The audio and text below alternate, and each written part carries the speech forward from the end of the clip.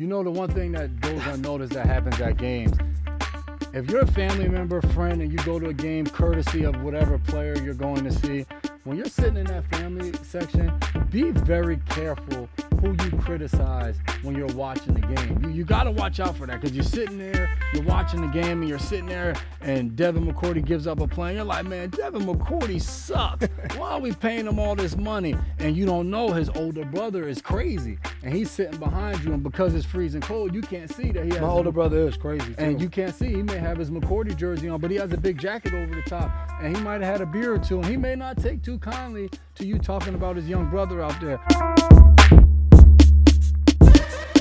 What's up, everybody? Welcome back. We are on episode 12, season 2, double coverage with the McCourty twins. That's us. Myself, J-Mac, your host. My co-host over here. The guy you know, Devin. I guess you can say it like that. As you guys know, you can find us for video version to see our beautiful faces on YouTube, or just audio, iTunes, Spotify, whatever it is. Mama, we made it! Yep. No matter whether you watch or listen, you always get to hear, Mama, we made it! As he said, all you have to do is search double coverage with the McCourty twins. And as always, keep up with us on Twitter, Instagram, and Facebook at McCourty Twins. Quick shout out to our partners here at Double Coverage, Boston Medical Center, and Embrace Kids Foundation. We've all partnered and come together to try to tackle the sickle cell disease together. And you can learn more, tacklesicklecell.org. Upcoming events, ways to donate, ways to participate. Make sure you go check that out. And also shout out to Normatec, one of our other partners. Anywhere athletes are redefining their potential, Normatec recovery systems are helping them to push boundaries and exceed their goals, recover faster, increase circulation, and conquer sore muscles with Normatec, the ultimate recovery for today's athletes. For any information, go ahead and visit normatecrecovery.com. Order yourself one, learn more about it, figure out how it works and all of that. But it's a great, great tool for athletes as they're trying to continue to recover and get better each and every day. Normatec's pretty good. Solid. Very solid. We say it every week, but it's true. Yeah, no doubt. How are we starting today, man? We're going to go straight at the NCAA. James Wiseman, the verdict is in. He's suspended 12 games, which I kind of figured. I'm like, all right, they're probably going to do something to him. He might be suspended. They're going to get tired of Memphis just continuing to play him. But I feel like we got to talk about this every week because we're that mad at the NCAA. I just don't. We've talked about Wiseman like the last 3 weeks in a row. So do you know, all right, the $11,500 that he has to pay back? Now, we talked about this. We don't know when he has to give it. We don't know. Makes no sense. No idea. Yeah. I don't get it. Still pissed off about it. Yeah. Maybe you should donate to the GoFundMe. Yeah. There probably is one. I mean, we're it waiting. Makes sense. Oh, and NCAA, I saw today they upheld the sanctions for Missouri. It was football, softball, and baseball. Maybe this one is kind of accurate, though. They had a tutor who was making it happen for some of the students, handling some papers and doing different things for the students. So maybe that's a good thing, I guess, that they got in trouble and they have different sanctions. So I guess one thing we know, NCAA is never resting. Each week something's happening where someone's getting penalized. So if you're mad about the NFL and Roger Goodell, just scroll over to NCAA.com and you'll probably find way more articles about someone getting in trouble. Well, Jay Williams already attempted to start a GoFundMe page for James Wiseman, but of course the NCAA has shut down Jay Williams' efforts to satisfy the $11,500 donation. The money has to come directly from the athlete, and his or her family are responsible for making the donation. That donation must also be in line with NCAA rules. So no GoFundMe. So Jay Williams can't give him the money. Cannot. No affiliation with anything. He can't give him the money. Cannot. So can you give him the money? Nah. His name is Jason. Jason J. Williams. My name is Jason, so it probably goes in the same boat. They probably do have that rule. Nobody named Jason. Sounds about right. Sounds about right. Yeah. Tim Duncan, Coach Papa. Did you see that? Yeah. That was so cool. Him and Becky Hammond. He gets thrown out of a game. Tim Duncan ends up leading the huddle, but both of them kind of took over in that kind of head leadership role. I think obviously with basketball, there's not that many coaches on the bench. But I think they lost. Yeah, I mean, maybe a glimpse into the future. I mean, you can't imagine San Antonio without Pop, but But if they lost, does that mean Tim Duncan's coaching future doesn't look bright? are we going to judge that off of one game? Is Tim Duncan the best player on the San Antonio Spurs, though? That is the question. Popovich is the best coach, but is Tim Duncan still the best player? No. Who is? DeMar DeRozan. How about Aldridge? Pick your poison, but it's not Tim Duncan. I say Dejounte Murray. Possibly. Well, I'll probably take Tim Duncan, though. Awesome. This past game, the Salute to Service games, always really cool to be a part of. Get a chance to say thank you to so many men and women who do a great job defending our country and doing a lot of things that we take for granted as we move about freely each and every day to go to work or to be outside playing with our kids. So many privileges and things that we just take for granted because we don't see the other side of it with so many women, men and women lay their lives down and risk so much to fight for our freedom. Yeah, one of the cool things is we, as players and coaching staff, we got to represent an organization called TAPS, and it really helps families who go through, like you just said, the ultimate price. You know, a loved one dies in service, and TAPS does a great job of helping families financially, emotionally. And what was really cool was Saturday before the game, guys that had some free time, we got to go upstairs in the club level, and all of the families got a full day at the facility. They got hats and stuff. They got to tour everything at the facility. And my family was out of town, so a lot of guys don't know. Home game Saturday is usually a lot of family time, but my family was in New Jersey. My wife threw a pretty cool surprise birthday party for her parents, 70 and 80, you know, a week apart, pretty cool. But I got to stay up there and meet every family that came into the facility, and they were all very happy to be there. Some kids running around, you know, loving football, getting to see it up close and take pictures with a bunch of guys that were up there. So just a great environment, I think. Obviously, probably the NFL makes a ton of money off Salute to Service. But for us as players, I think to be a part of that and be able to thank people, like you said, and then be a part of different people's families for, 45 minutes or an hour, just to spend time with them and tell them how much you appreciate what their loved ones sacrificed for us. It was a cool experience. Yeah, and the crazy thing about it is when we do this on each of our lockers, we'll kind of get teamed up with a soldier that has lost their life in battle or in combat or in some form, and each person is paired up with probably about 2 to 3 players, and they'll put a description on our lockers, and we sign a helmet for the family and do some things. But there's a little bio, and it's so crazy to me starting last year when you really get to your locker and you sit down and read the short bio. A lot of these men and women are younger than myself. You start to look at the birthday. The gentleman I represent was born in '85. That's the same year my wife was born. And to think, passed away some years ago. Such young guys. Deron was looking at who he was representing, and this young man graduated from high school about 10 minutes in Delaware from where Deron graduated from high school. So it's very surreal to see that. Think about what you were doing around that time, how old you were, to think somebody last year had graduated high school the same year we did, and I'm just like, man, like what they were doing compared to what I was doing, definitely a little breathtaking, and you definitely appreciate it. Yeah, and speaking of just good service things, it was cool to see the education bill was passed in Massachusetts. Governor Baker signed off on it today. The new bill now allocates $1.5 billion to different schools in Massachusetts. We've talked about it a bunch of times here on the podcast. Massachusetts is probably one of the best states when it comes to education, but have one of the highest disparities between the different cities and counties in Massachusetts. And because of the FBRC, the commission came out in 2015 and showed that there were a lot of areas in Massachusetts that just didn't have the proper funding to be able to compete and really to be able to give an equal education to so many different students. So to see all of the different recommendations met, $1.5 billion is a lot of money that will now be poured into the education system.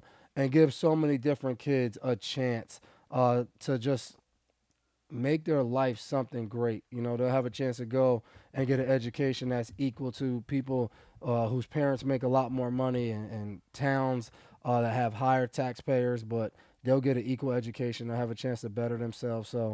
So many people were a part of this, and it was an honor just to be able to say that, we had something to do with it, testifying, back in March on behalf of a lot of these students and parents. So it was very exciting to get that news that the governor was going to sign off today and that everything was passed. And now it's not just a thought. It's not just an idea. It's law. And it's very cool to see. Yeah, definitely. And like you just said, so many people put in such a big effort and a lot of energy, a lot of time away from their family. So pretty cool to be a part of it. It look like we're getting interrupted on set today. Last week it was Jason's kids. This week you can see my daughter is straight from dance, but they're about to be in a bath, so they're running from their mom onto the set. So we'll see what happens when they leave. See yourself on TV? They have school tomorrow, but we'll see. Oh, next we had what was it? College Behind Bars premiered on PBS. We talked about how we did a screening. What was that, last week? And to see a premiere on PBS was awesome. So many different people, lives affected, and be able to be students and graduate. So even getting text messages from one of my teachers back at St. Joe's and saying how he watched the premiere and how great it was. Very exciting time, just to be a part of that. For sure. So it premiered last night, the 25th, and the second part will be coming on tonight. But I guess you'll watch the 26th. So yeah. by the time this is out, you've already saw it. So let us know what you think of it. So very excited to see. And anybody think about having kids, that's what it's about. Running down on set. Mom came and got them. We got crying going on as they go up the stairs. At least that means they like you. They don't want to leave you. But the good thing is, for anybody who's thinking about having kids, the crying only lasts like 5 minutes. They're going to go upstairs. We got different color that goes in the water. No. Realistically, if you're thinking about having kids, or parents, if you have kids that are at that age and you're afraid that they might be engaging and possibly having kids, and you want a safe form of birth control, bring them around small kids, such as the ones you own, the ones I own. It'll change your mind in a heartbeat. Do we really own them? Because they really do what they want. So if we own them, we're pretty bad owners. Yeah, I guess you're just not the right term. Or take them to a toy store, tell them they can't get anything, and bring other people to see how they act out. That'll definitely convince you to get a dog. I don't even think my kids have been to a toy store, so that would probably get ugly. Yeah, don't do it. Yeah. All right, let's talk about something important. Let's break down this Dallas Cowboy game. What was the final score? 13-9? Yeah. Something like that. Low scoring game. 2 games in a row, low scoring. Yeah, 1 touchdown in the entire game. But this week, Julian Edelman did not throw the touchdown pass. It was none other than Tom Brady, a.k.a. the GOAT, slinging the ball around in to the rain. new guy. Yeah, to the new guy, N'Keal Harry, making his presence felt. First career touchdown. Very nice catch. We've been saying it for the past few weeks. Yeah, I mean, it was awesome to see. He catches the ball, and J-Mac looks right at JC, because him and JC always talk about how N'Keal makes tough catches, even when you cover him up, like in one-on-ones, or if we're doing team drills and they got him covered, and he'll make like a really hard catch. So to see his first touchdown catch come under the same circumstances, it was exciting to see him and my man Jacoby out there, Yeah, Myers making plays and Jacoby stepping and up. Myers. Yeah, for sure. And like you just said, obviously down the receivers, no Phil, no Muhammad Sanu in the game. And to see those 2 young guys, 2 young rookies, especially N'Keal, because he hasn't, because of his injury early on, only his second game active. Mm-hmm. So to see those guys come of age, like you told both of them after the game, like this is foundational. This is the ground level. With the way they work every day in practice, it's only going to get better as they continue to build. If they were nervous, they had nothing to worry about, because you talk about pep talks of ultimate pep talks. I'm walking by to go in the equipment room, and I see the 3 receivers that are up for the game talking, and Jules goes, here we go. This is the future. The future is either going to be good or the future is either going to be bad. We'll see today. And I go, damn, Jules, way to get the guys going. But obviously it worked, man. Just straight talk. you Yeah, know? and it was funny. Sunday morning, we woke up and we're leaving the hotel after our meetings, and we see the first window since we've woken up that morning, and it's pouring raining. Pouring. And me and Jay Jones go, these are the type of games as a defender you love to play in because it forces the offense to have to execute. And I think you and Dude was just like, nah, I ain't trying to play in the rain. But as you saw Sunday afternoon into evening, it really has a huge impact on the game. There was a few times Dallas receiver will be open for a split second, but Dak ball maybe move a little bit left, move a little bit right, And it go was a little windy. high. It wasn't just rain. Yeah, It was very high winds. the New England elements. And for us, Sunday was a day where it was 40 degrees, and we wake up and we look at the temperature. We're like, oh, 40. That's not bad today because you're out there throughout the week, and it could be 20, it could be 30, so you never know. So I think this time of the year, weather and all of that really plays a huge part in the game. And I mean, when you talk about even not only the quarterbacks throwing the ball, as I'm watching that game Sunday, Dallas's tight end fumbled the ball. We didn't get it. Randall Cobb, you punched the ball out. We didn't get Ball went right back to him. They dropped 2 kickoffs. it. We didn't get it. They didn't catch a kickoff. We didn't get So it. 5 times the ball was out, and not once. You talk about a game where the ball is bouncing your way. If any, that was that day. But we blocked the punt. We did. Slate comes up big again. What can't the guy do on special teams? I don't know. I told him next he just needs to go return the ball. Just be a returner. I feel like the ball may slip out his hand though. But the year's going so well for him on special teams. I feel like if he gets it, he'll probably score. I mean, he's fast enough. Probably score. One guy I do want to touch on is Mr. Stephon Gilmore. Later on, you'll see in our Twitter question, somebody asked who's the toughest receiver to cover.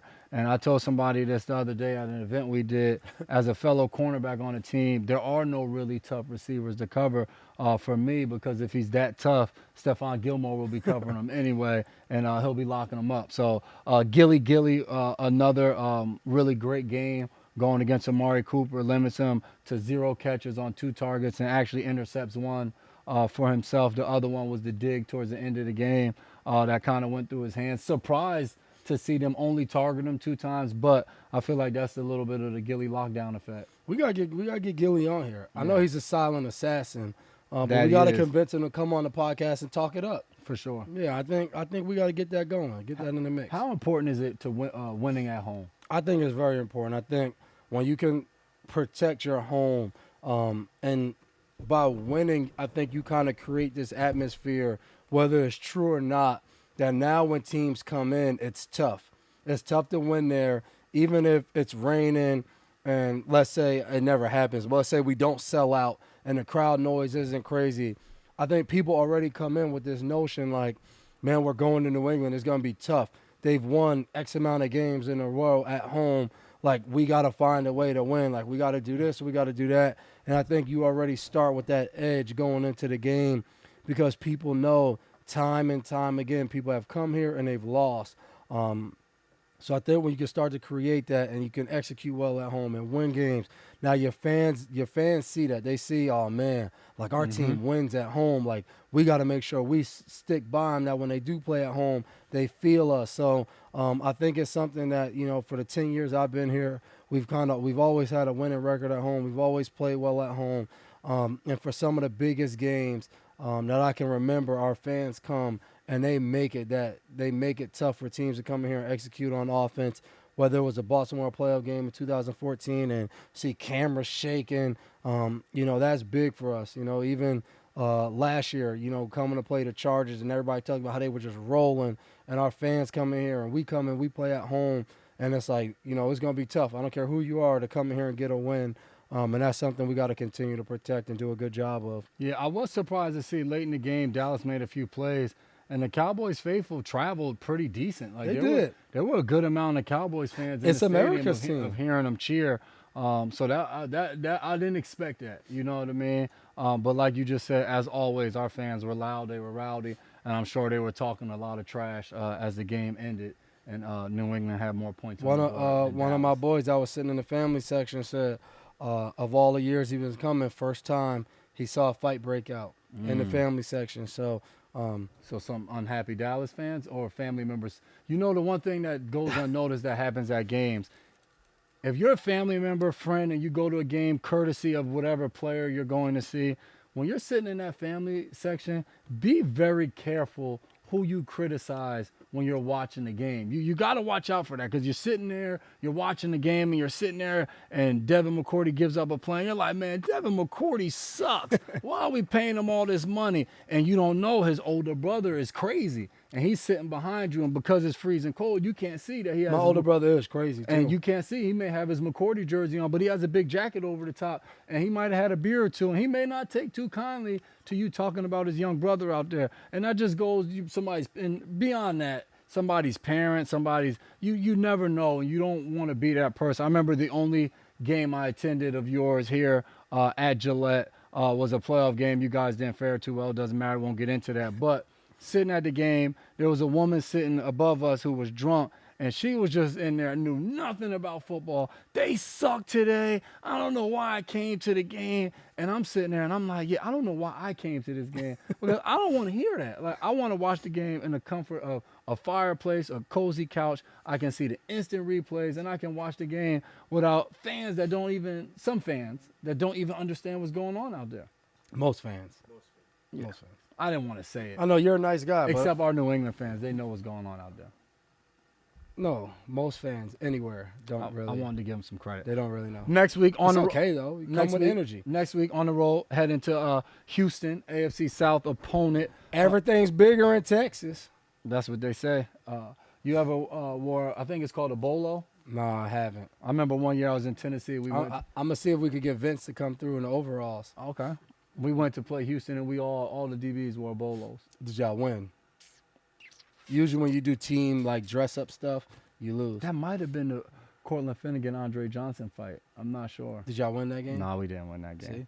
I remember the Texans came here in 2012. With the varsity jacket. Varsity jackets. Yeah, that was a bad idea. That's not a good idea. That didn't go too well. Yeah, you don't do team dress ups. You know, you leave that for the kids at Halloween. You know? For sure. AFC games on the road this time of the year are always big games, but playing against a lot of familiar faces down in Houston. I won't say a lot of, but a few. But I mean, their staff is faces. very New England. Obviously, we know about Miami and we know about Detroit, but now Billy O's been there for some years, and I think people don't talk as much about him being from New England, but the connection there, it's still there. A lot of New England is all throughout that organization. So when we mention that, I think you say it not that they want to be us or they're just like us. I think it's the understanding of you're going to get a team that's going to play hard, be disciplined, and have some of the core characters of our team. And I always think it's interesting when we go against teams like this because it's usually going to be a battle for 4 quarters because a lot of the things being preached to the teams are very similar, and both teams are going to believe that they have the will to win. So it's always tough. We played them last year to open the season. I think it was 27-20. Game decided by 1 touchdown. So I think it'll be very similar. And, we played them 2 years ago in like a shootout where we win at the end of the game where B. Cooks catches a toe tap catch in the corner of the end zone. So it'll be a battle in Houston. They have some of the top guys in this league. You talk about D-Hop and Deshaun Watson. It'll be tough. So we'll have our work cut out, especially from a defensive side. Yeah, like you said, watching them Thursday night, being able to win a game at home versus a division opponent. Will Fuller went off making huge catches. He's a difference maker for that team. Yeah, making huge catches down the field. So like you just said, this time of the year, like Bill always says, they're all tough. They're just getting harder as you go. So it's going to be a big week for us to prepare and get ready. And what's Bill saying around this time of the year? Football starts after Thanksgiving. So Thanksgiving will be Thursday. The game's on Sunday. Football officially starts, so we better be ready. There you go. Better bring our hard hats and get all that turkey out of our system. Yeah. Kemba Walker took a tough hit in the Celtics game the other night. Looked real scary. I think he left out on a stretcher, right, from the game? Yes. But I saw shortly after that they announced that he was okay. He had rejoined the team and was just suffering from concussion symptoms, but no type of spine or any type of injury like that. So at some point this year, Kemba will be back out there. And you hate to see when they have to kind of just secure every limb on a guy and you go off. and the Celtics ended up losing that game. It's just hard to rebound from both sides when you watch that on the court. I mean, obviously we all know all these sports are tough on the body, but whenever you have to watch a guy leave the arena or the stadium like that, it's just tough. You start thinking about the guy's family, his future. So we do wish Kemba the best and the Celtics that he can have a full recovery and get back out there to ball. And because we got one of the best teams in the league For here, sure, right in they're Boston. balling, for sure. So hey, call it Title Town for a reason. Yeah. Coach K passes John Wooden for most wins as AP's #1 team. I think that's an interesting stat because we're basically saying you have the most wins when you're the top dog. When everybody's gunning for you at #1 in the AP poll, you have the most wins. Is that really a stat, though? Yeah, it is, but you got to think about it. John Wooden dominated Whether you're college one basketball. or two, everybody's gunning. Like 1 through 5, everybody's gunning for you. Yeah, right? but to be one is one, though. Nobody really cares if you win at #2. Somebody's still better I than guess you. in a sense that still keeps track probably of how long you've remained #1 because the more wins you have at #1. So, yeah, I mean, I think that stat would sound a little bit better. Each year, Coach K continues to coach. I mean, it's just going to be stat after stat, record after record that he breaks. So, always was a North Carolina fan, but shout out Coach K.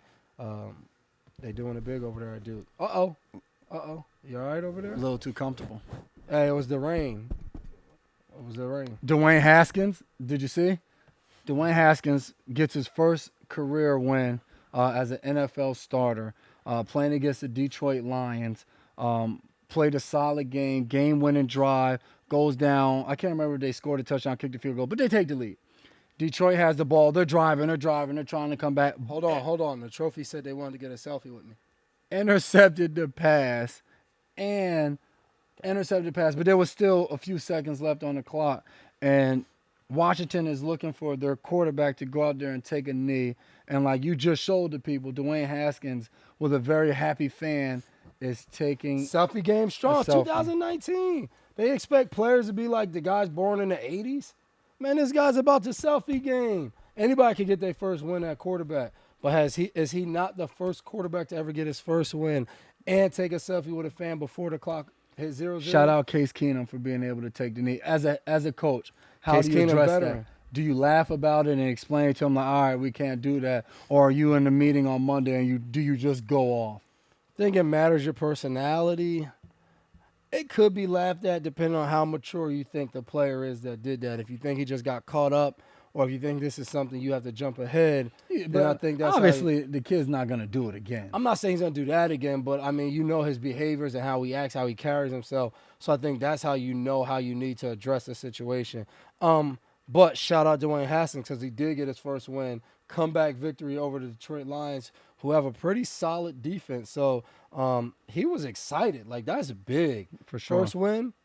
You got Lamar Jackson favorite to win the MVP at this point in the season? For one, this is just utterly ridiculous. Every time you turn on the game and you watch this guy, and we had an event yesterday, and then after the event, my mom's still in town, so me, Jay, our wives, and our mom went out to eat, and we go out to eat. We walk into the restaurant, see the TV. It's 7-0 Baltimore, and we're talking. We're not that close to the TV, but you can see it in the distance. We're talking. I look up. I'm like, Jay, man, it's 28-6. Before the half. Then I look up again. I'm like, yo, it's 42-6. The game about to be over.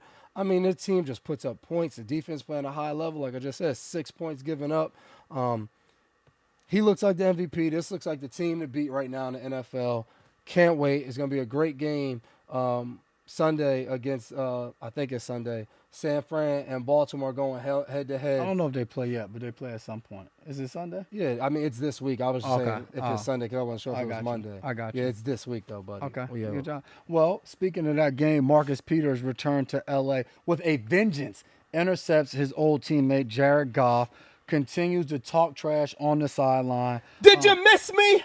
He told them, Did you miss me? I think during the game, you can see him talking trash onto the field. I'm not sure if he was yelling some things at Jalen Ramsey because they had a few words after the game, and it was said that Marcus Peters continued to yell he was happy to be back in L.A. while making sure the Rams would not make the playoffs this year because that game has some playoff implications. And I thought they said that he thought they would get a break. Baltimore, that he would get a break and be able to go back to L.A. this weekend, and that he was trying to see if he could get there Thursday, and he was trying to set up some Thanksgiving plans with some of his old teammates. That's what somebody told Maybe me. he was seeing if Jalen Ramsey was going to host Thanksgiving for those guys. Whatever. Two of the more outspoken guys on the field. I was just watching the Baltimore. Two of the best corners in this league too. And I was just watching the Baltimore versus Houston game, and Marcus Peters was doing a lot of talking in that game. So two guys that are do not hide talking trash out there on the field seem to go at it a little bit after the game. So I saw, I think it was Reggie Bush said it was good competitiveness. You like to see that in football. And then I saw Torrey Smith retweet like, man, I hear you, but the game was over. That was beef. Them boys was out there talking about something different in the game. So, but very competitive, two guys, and they go at it, gets broken up, we move on, let it die down. For sure. What you got going on in group chat? Group chat. Billy B on the all-time coaching list. Who's Billy B? Bill Belichick. Okay, go ahead. Not surprised, but I haven't watched a lot of it. I've seen clips on social media, but what I heard is you don't want to miss this where he's doing the top 100, very open, having fun, and then a special coming out with Nick Saban. They say you want to see these things because you're seeing Coach Belichick like never before. I mean, we see him every day, so it probably won't be never before for us.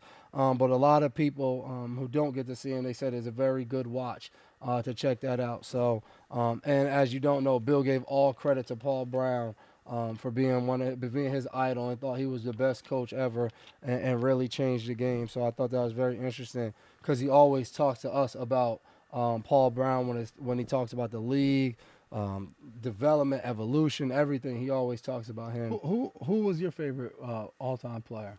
Growing up, Emmitt Smith, and then as I got older and my position got kind of defined, Charles Woodson was one of my favorite players. Older brother was a huge Michigan fan. Watching Charles Woodson at Michigan was a treat. And then obviously when I moved to safety in the NFL, at the current time, there was no better guy to watch than Charles Woodson, who was a corner and then moved to safety. So definitely one of my idols growing up, Emmitt Smith and Charles Woodson. Yeah, for me growing up, I remember having a Barry Sanders jersey. I was a running back, so I loved to watch him play. His ability to make guys miss, how low to the ground he was. He was just exceptional. Was you good at running back? I think I was pretty good. I averaged 12 yards a carry back in high school, but we won't go into Was it 12 or was it like 11 and change? Almost 11 12? and a half, which rounds up to 12. But we won't go much into the glory days. Who's even remembering how much? 25 touchdowns, but that's not cool. important. But Yeah. as like you just said, as I got older, I remember having the Champ Bailey poster hanging in my room and closet. In college. Really loved watching him play, the way he competed, the way he made plays, attacked the ball in the air. So definitely one of my favorite guys to watch. How cool was it when you made it to the league and like you playing and Champ Bailey still playing? Did you get to play against him? Yeah, I did. Like how cool was that? Like playing against him? Did you get to say what's up after the game? No, I didn't. Oh well, you blew that. Yeah. I remember playing against Charles Woodson my rookie year when he was in Green Bay and getting a chance just to tell him how much I looked up to him after the game. He probably didn't like it, probably made him feel old, but it was true. Watched a lot of them. So I did get to tell Champ that last year, though, when we were at the Super Bowl. I got a chance to meet him and said that, but it wasn't when we played him. That's cool. For sure. Cool. For Welcome sure. to the Super Bowl, man. Yeah, all that. Mama, he made it. Rutgers and Shiano is a no-go. Now, we've been getting... Shoot me now. We've been getting hammered on Twitter about... I guess we're supposed to, like, make a statement and say, like, Rutgers, you're killing the school. We're making this huge mistake. But I think the truth of the matter is, as two former players, we don't get much say in what goes on from a Rutgers athletics standpoint. Well, I will make a statement. I will not be funding any upgrades to Rutgers. So you don't have to tweet me. No one at Rutgers needs to reach out to me. I will not be upgrading the facilities at Rutgers.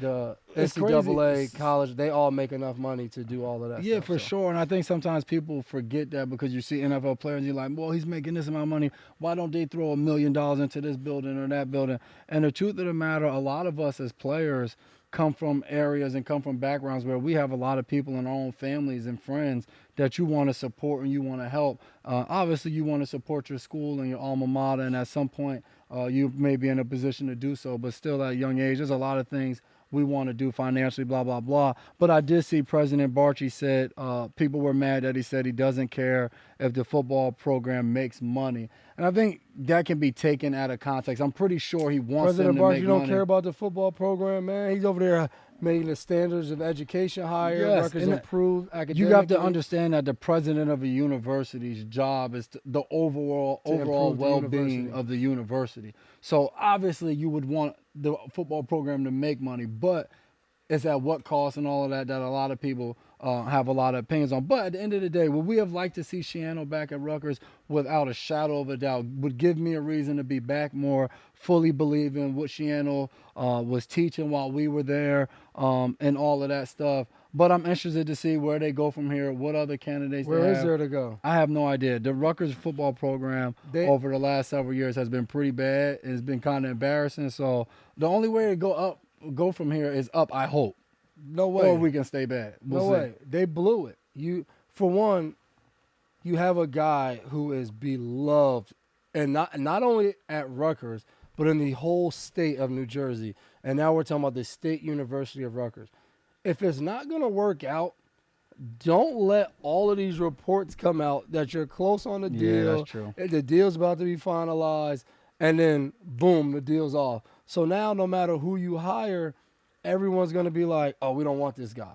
Well, this And guy, if it doesn't start fast, well, Shiano would have done better. this guy's only here because Shiano said no. So, best of luck because the next coach they hire is going to be, like you just said, it's an uphill battle, and you got to do well. I've seen a lot of rumors of what he was asking for, and a lot of it seems to be centered around upgrades to the facilities. And from just talking to other people involved in the Big Ten Conference, it seems as though Rutgers is at the bottom when it comes to facilities, dorms, and all of that type stuff for the football program. So you got to understand and expect a coach coming in.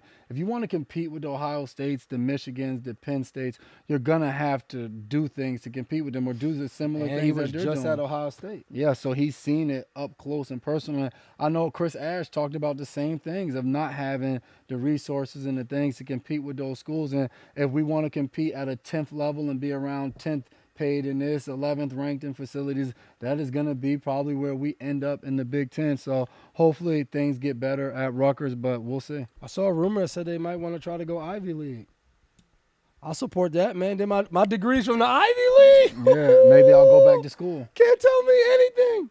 I ain't going back. This thing gonna be even harder now. Speaking of one of my favorite players growing up, Barry Sanders, Frank Gore passes him for, I think it's third on the all-time rushing list. Frank Gore, man. Don't even bring up is he a Hall of Famer. I wasn't going to that. I'm just saying people was talking about that. What we Without a talking doubt. about?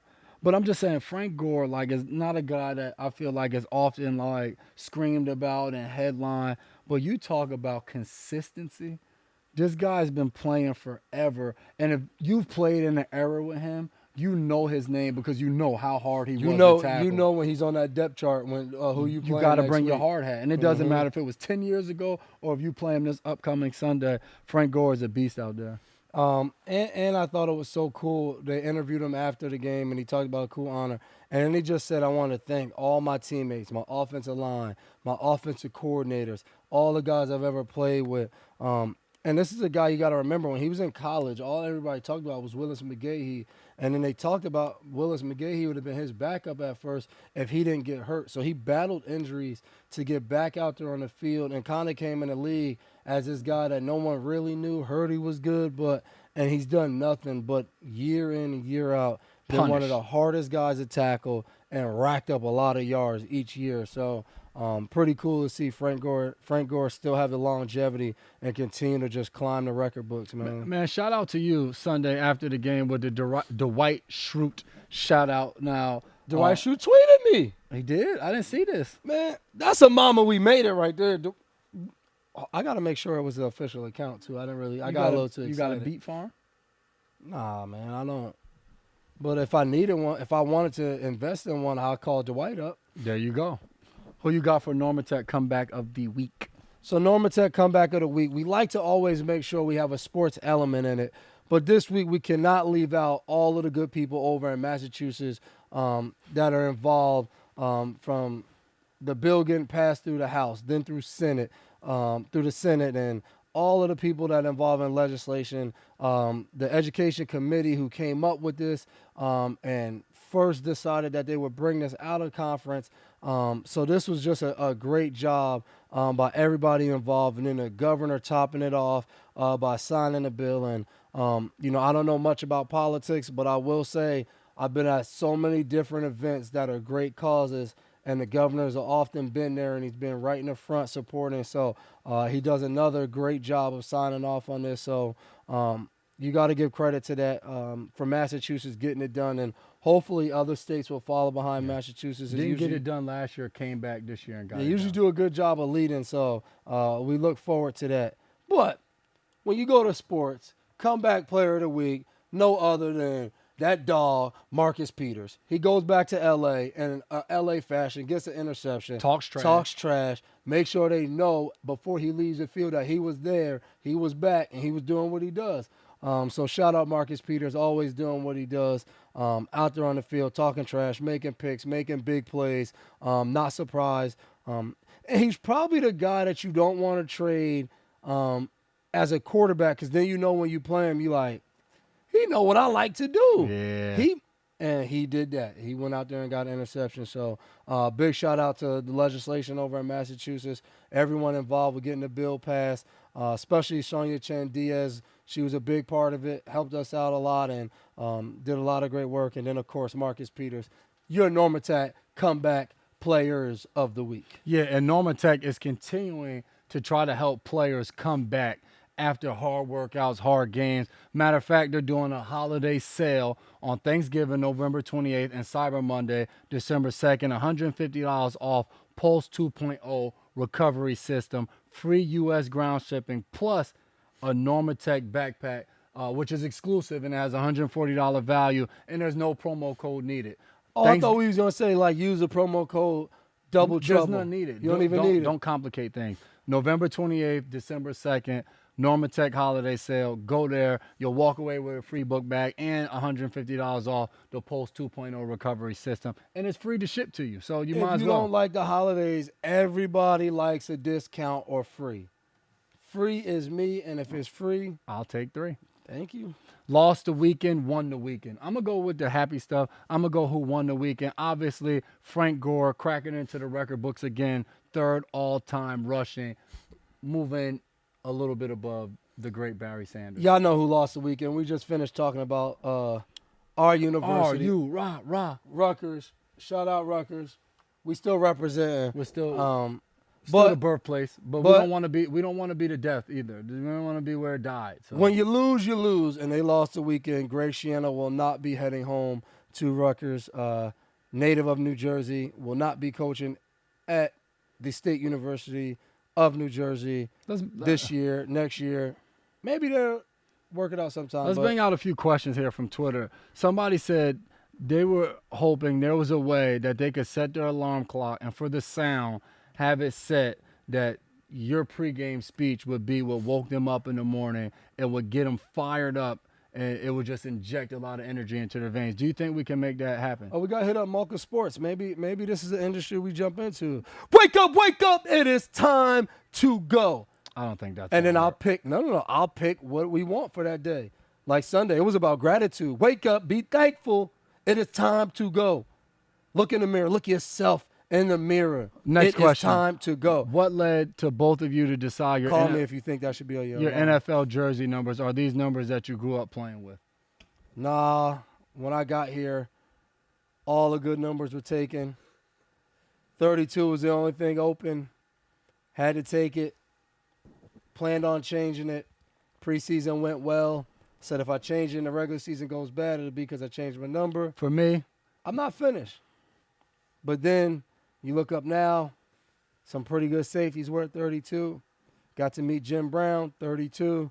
So I'm cool with 32. Yeah, I'm already moving forward looking for the next question. But for me, number 30 when I got to Tennessee you were 6th round. That's what they gave was you. the only number available that wasn't in the 40. So that was the reason I went with number 30.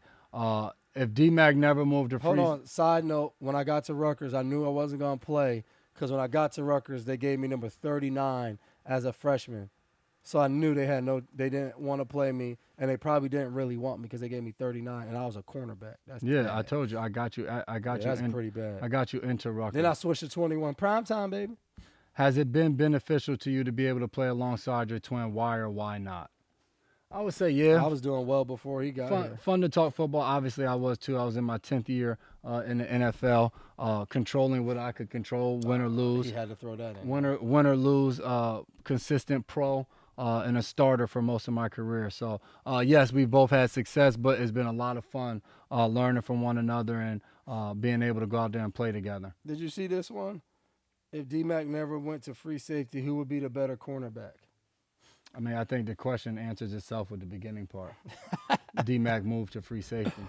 Hey, but at least I'm only one of 3 players that got to be all pro at free safety and corner. I think that is a super elite stat, so I don't have any shade or any negativity to throw back on that stat. I appreciate it. The other 2 guys are a lot better than me, but it's still cool to be in there. I wouldn't diffuse that either. I 100% You wouldn't agree. disagree, I think is what you tried. I said I 100% agree with what you said. Okay, cool. Here we go. Somebody asked about how do we feel about the administration at Rutgers. If they watched the podcast, they've already heard that. They lost the What weekend. does Thanksgiving look like in the McCourty household? Chaos. 5 kids running around. I'm hungry. I'm tired. I'm sleeping. We tried to give them their own table last year. That didn't work out. Food everywhere. Yeah, that didn't work out. Here we go. Not really a question, but you should let us fans do a poll to see who would be guests next on Double Coverage. All right, we'll have that poll set up. We'll do that for next week. And then we'll tweet and ask the player to come on the show. So if they don't, you guys will know that we requested them and they just turned us down. Yeah, that's a pretty good poll. There we go. I like that. I think that just about wraps up our question. Oh, what wide receiver in the NFL do you feel is most difficult to cover? What did I tell you earlier? Axe Gilly lockdown. Because he covers them. I think we should do coming up. We got to think of something to do a Christmas jersey giveaway. Like we give away, like they do the 12 days of Christmas. We pick each day leading up to Christmas to send jerseys to someone. A jersey, so 12 jerseys, or are you saying? No, 12 jerseys. Okay, I didn't know if you were saying the 12 days leading up, you were going to find 12 different, because, I mean, when you think about it, you don't give the same gift for 12 straight days. You find something different each day, and when you get to the end is when it's like the Yeah, but boom. that's if you're doing it to the same person.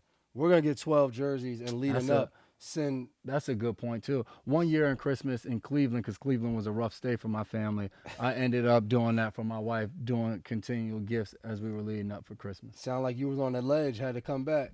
Yeah, man, it was a rough time. Somebody needed to gift Yeah, so we'll think of with a something. win. We'll think of something in 12 days leading up to Christmas. Find a way to give it away. We'll pick 12 but people. you got to tune into the podcast to know. Yeah, it'll be through the podcast where we pick 12 people each day, and you will get a D-Mac and a J-Mac sent to you. So J-Mac's going to go buy all Yeah, of the there we jerseys. go. Before we head out of here, more than an athlete, Richard Sherman was named the Week 11 NFLPA Community MVP after his $5,000 donation and public support allowed the Compton youth football team to attend the national championships in Florida. The San Francisco 49ers quarterback also helped restock shelves for 3 food banks in Washington through his Blanket Coverage Foundation. I saw him tweeting. Blanket coverage, that's a pretty good name. foundation. Saw him tweeting about helping that football team out, finding ways to help fund it. We talked about that. He even got other guys because they saw it. Yeah, pretty cool endeavor by him. And Lawrence Guy of our team here also was out yesterday, Monday, serving Thanksgiving I think meals it was and over 150 families. yeah, and handing out turkeys in the Boston area. Gave away a at bunch of Boys free and Girls stuff. Club. So Yeah, he does it right. Yeah, gave away tickets, courtside seats, mattresses, a bunch of stuff. So You shout get out. this, you get that. He was in there like a big fat Oprah. There you go. Big fat Oprah. I like that. He may not. But shout out to Lawrence Guy for his continued work in the community. And I love Larry Guy. And as a reminder, you can check this out. Make sure you subscribe, though, when you go check it out on YouTube or iTunes or Spotify, whatever it is. Make sure you hit subscribe, Double Coverage with the McCourty twins. And I think when you listen, when I yell, "Mama, we made it," let your house know you watching it. Scream when it you out. hear "Mama, you say it too." Scream it out, tweet him, and hashtag Mama We Made It so he knows you were tuned in. And as always, thank you to our partners at Boston Medical Center, Embrace Kids, and Norma Tech. We love you guys. We appreciate you guys. And Before we most go, importantly, before we head out, before we go, We got Thanksgiving come. What are you thankful for? Man, I said this earlier. I'm thankful for the relationships that I've been able to build throughout my life and throughout my career with football and off the field and in my personal life. I'm thankful for the journey, just to be along the journey of all of the wonderful people, like you just said, got to meet, to be with, watch my kids grow. It's a very humbling opportunity. All the things that we've been able to be a part of, to sit here and bring you a podcast weekly, all those things sum up to just being thankful. So, like I've always been told, Thanksgiving's coming up. It's a one time a year. You should go out of your way. Tell people you're thankful. Call your mom, call your dad, your grandma, your grandpa. Your Tell them how aunties, your thankful. uncles, your cousins, and Ray Ray and them. Tell them how thankful you are of them. And do something nice for somebody. Yep. And lastly, happy Thanksgiving. Thanksgiving. Enjoy your turkey.